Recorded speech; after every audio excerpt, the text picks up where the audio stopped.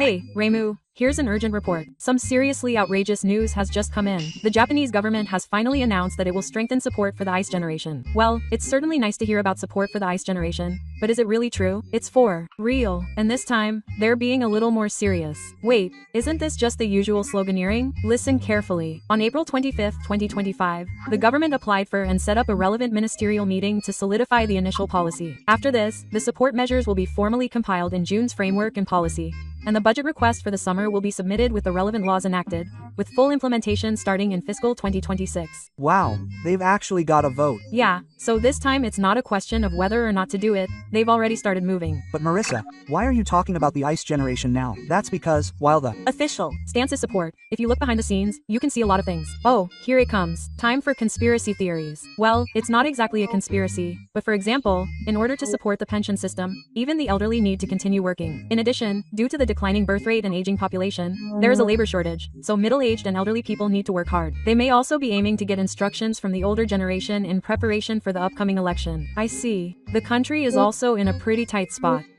That's why this support isn't pampering. It's better to think of it as a push to get back on your feet on your own. But what kind of support is there specifically? Reskilling, social participation support, and support for the elderly. These three pillars are the main ones. 3 pillars sounds cool, but I'm curious about the details. Yes, whether you take action now or not will change your life, in both good and bad ways. Then you absolutely have to watch until the end. That's right. I'll explain all the opportunities and risks that lie ahead in an easy to understand way. So please watch until the end. Marissa, you've been talking about support all this time, but what has been done for the older generation up until now? Good for asking, Reimu. In fact, the government started a support program for the younger generation to find employment in 2019. That long ago? But I don't think I've heard of it. Well, it didn't get that much media attention. But it was moving forward. In particular, the mission they set was to increase the number of regular employees by 300,000 over a 3-year period. Wow, 300,000. Isn't that pretty amazing? Oh, and it was actually announced that about 310,000 people had been converted to regular employment by 2024. Oh, then that's a huge success. It's not that simple. Why? It's true that they achieved results, but on the flip side, it also highlighted the reality that there are still a lot of people who are unstable. On the flip side, there are quite a few people in the Omotegawa generation who continue to work non-regularly or are unpaid. According to the Ministry of Health, Labor and Welfare's basic survey on the structure of employment termination, more than 30% of men aged 45 to 54 are in non-regular employment. If you roll a dice and it's more than 30%, it's almost always non-regular. Doesn't that calculation seem strange? But that just goes to show how harsh the reality is. But you know, some people have become regular employees. So why are there still so many? In a word, it's the age barrier. Age barrier? Unlike younger people, middle-aged and older people are more cautious when it comes to hiring. Even if they have experience, they tend to be less likely to get new skills or flexibility. I see. Companies are being strict too. And the pandemic has had an impact. While some companies have increased their appeal due to the lack of remote work, on-site work has become more difficult. I see. So the timing was bad too. Another problem is the existence of freelancers. Freelancers mean people who aren't working. That's right. Some data has pointed out that the number of freelancers from the Obama generation has been increasing since 2020. Especially if you haven't worked for a long time, the hurdle to getting a job is getting higher and higher. This is bad. Even if you want to get a job, it becomes increasingly difficult to get hired if you have a long gap. That's right. That's why this support doesn't just introduce job openings, but also helps you improve your skills through reskilling. It strengthens support for gradual social participation. Yeah, it really is tough being part of the Ice Age generation. It's tough, and this isn't just a problem for the individuals themselves. What do you mean? Because it's a risk to society as a whole. For example, if there are a lot of non-regular workers, tax revenues and pension finances will gradually deteriorate, and the number of people receiving welfare will increase. Wow, that's quite a lot of damage to society as a whole. That's why the government is under pressure to seriously promote the stabilization of the Ice Age. In other words, they've been providing support, but there are still many challenges. That's right. There are certainly people who have been able to become regular employees, but not everyone has been saved. In that case, support is incredibly important. That's exactly right. Future reskilling support, support for the elderly, and promotion of social participation. This is where the real work begins. Yeah, I thought that Reimu should listen carefully to what's coming and prepare for what's to come. Next, I'll finally explain in detail the contents of this new support.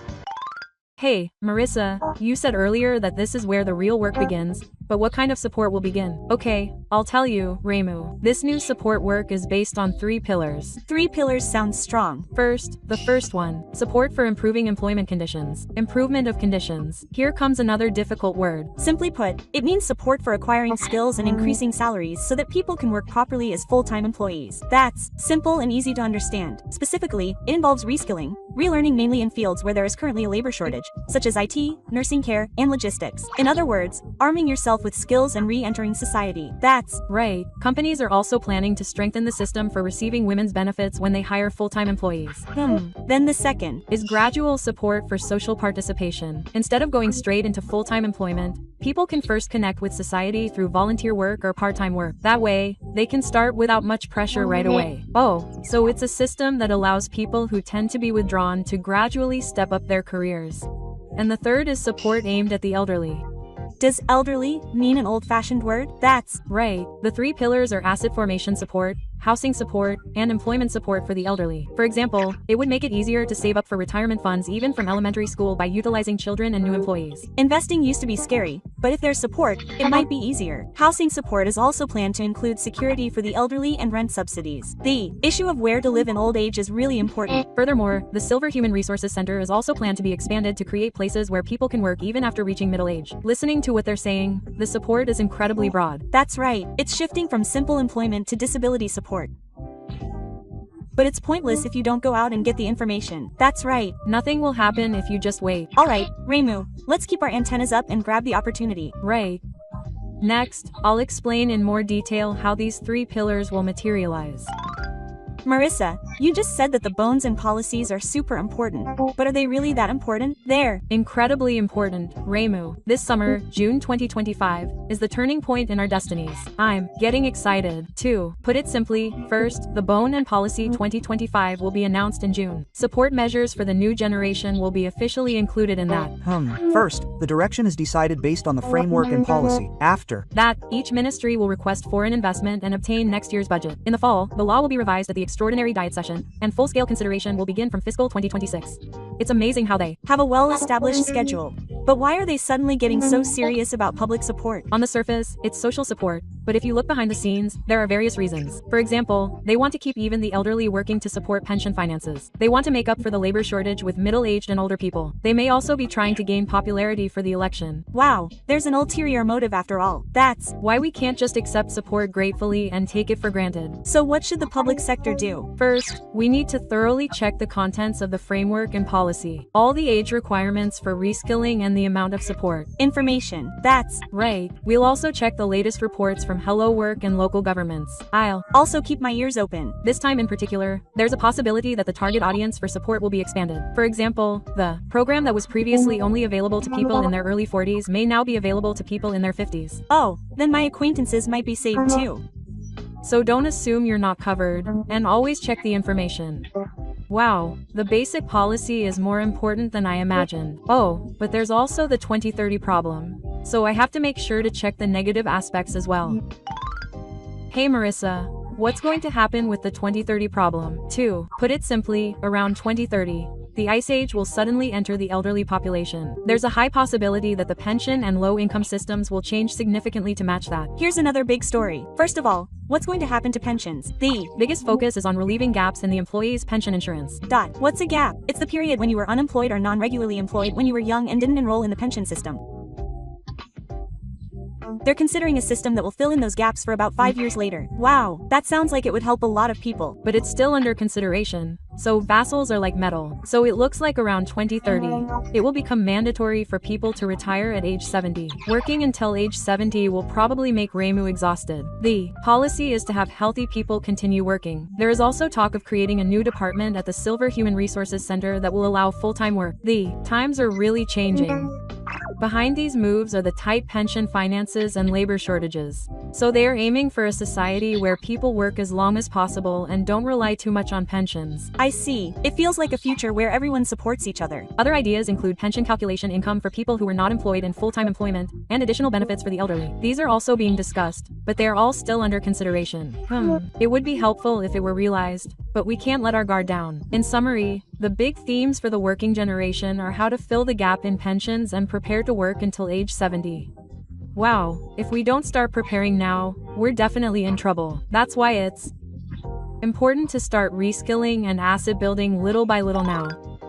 Hey Marissa, what are the benefits of this support for single men in the working generation? Okay, let's organize them. First of all, there's the chance to increase your income. Increased income. That alone gives you hope. You can hone your skills through reskilling and aim to become a full-time employee. Companies will also be able to receive subsidies for investing in full-time employees, so you can expect a boost in recruitment. If it's Profitable for the company, it will be easier for them to take it up. That's Right. Next is the increase in pension benefits. If you become a full-time employee, your pension contribution period will be extended, so your pension and retirement will increase. It seems that putting in the effort to save for a pension is important after all. Furthermore, support for asset formation will be strengthened. An environment will be created where you can start saving from elementary school using your children and new parents. Up to 1.2 million yen per year in NIS savings is tax-free, which is really helpful. If you start saving even a small amount now, you can build up a solid retirement fund. Support for securing housing is also important. People are worried about where they'll live in retirement. There's a trend toward establishing a security system and expanding rent subsidies so that even elderly people won't be turned away from rental housing. It's Great to be able to continue living in a rental property with peace of mind. And then there's support for preventing isolation. Support for creating connections with society through volunteer activities and social gatherings will be strengthened. Furthermore, identity guarantee and GoGym proxy services are also expected to become more widespread. They'll Handle the procedures after you die, right?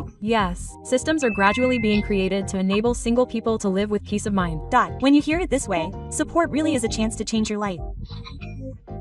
Somehow, listening to the stories about support gave me hope for the future. There were certainly a lot of good stories, right? If things continue like this, I might become an old rosy person too. However, the reality isn't so sweet.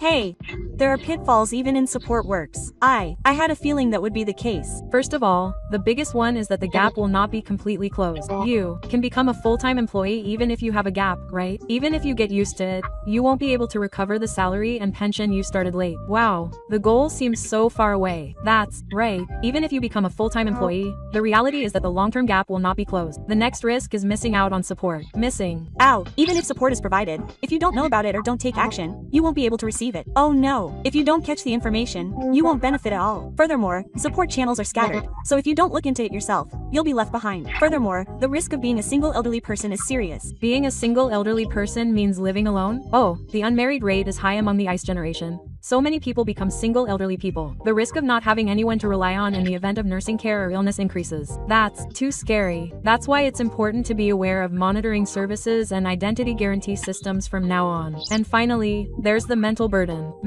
Reskilling and social participation support are actually a huge stressor for middle-aged and older people. It's true that new jobs and new relationships can be nerve-wracking. So it's important to find ways to gradually get used to them without pushing yourself too hard. In summary, this support offers opportunities, but it won't completely close the gap. So if you don't know about the support, you'll miss out. You also need to be prepared for the mental burden of being a single elderly person. It's extremely important to fully understand this reality and take action. Yeah, you can't take it lightly.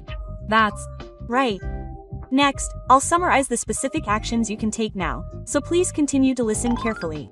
Marissa, I've heard a lot so far, but it seems that the Ice Age is in a tough situation. Yeah, but there are definitely opportunities for support. The important thing is whether or not you can take action now. Yeah, just waiting won't work, right? First of all, the most important thing you can do now is to get information. Official government announcements, the Ministry of Health, Labor and Welfare website, follow-up reports from local governments, Hello Work, and other unglamorous but reliable sources of information. It's true that relying solely on rumors online can be dangerous. We live in an age where those who get accurate information early have the most opportunities. And the next thing is to start taking action, even if it's small. Sign up for a risk-taking course, learn about asset formation, or show up at a local activity. Even a small step can be the start of changing the future. That's right. Making use of support measures depends on your own actions. Yeah, I'll start gathering information now and taking action little by little. Okay, that's it. The only one who can protect the future is yourself.